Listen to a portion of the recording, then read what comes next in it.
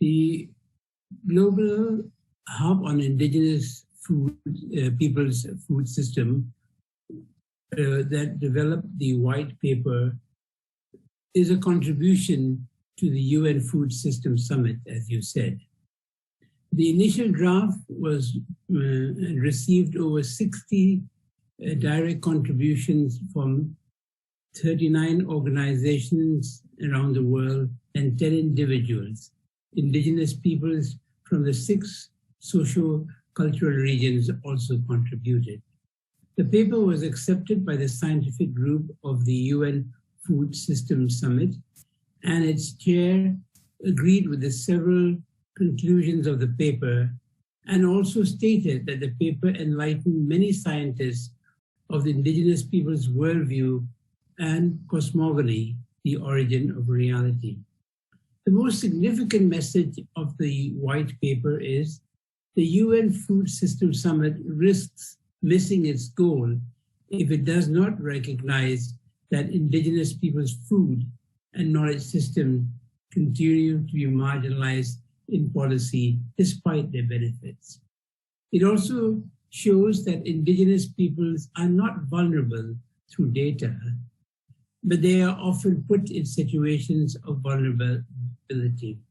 The white paper recommends the full realization of indigenous people's rights as enshrined in the UN Declaration on the Rights of Indigenous Peoples, as highlighted by Vicky earlier and by the moderator. All the indigenous peoples dialogues that have taken place so far have also stated the same.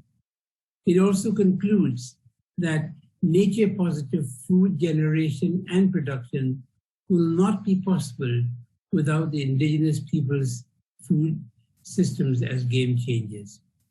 It suggests the creation of knowledge-sharing platforms for more in-depth analysis of indigenous people's food systems. It supports the Action Track 4 suggestion of an Indigenous Peoples Trust Fund to be managed autonomously by indigenous peoples. It endorses the call of the World Food Programme in Action Track 4 that traditional knowledge and agency of indigenous peoples must be important drivers in our discussions about climate change, food insecurity, and social cohesion.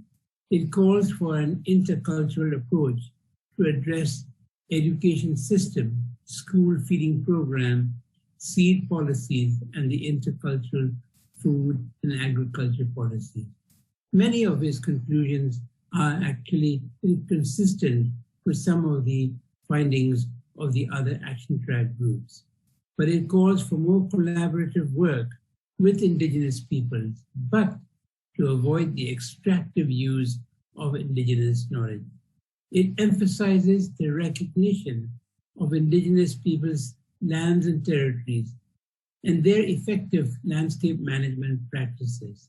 It supports biocentric restoration, scale-out agroecology production systems, and a shift towards nature-positive food production. We need to tackle all the above issues, but to do so, we must build capacities of indigenous peoples with skills and leadership abilities to be able to produce follow-up studies of this work. Thank you very much.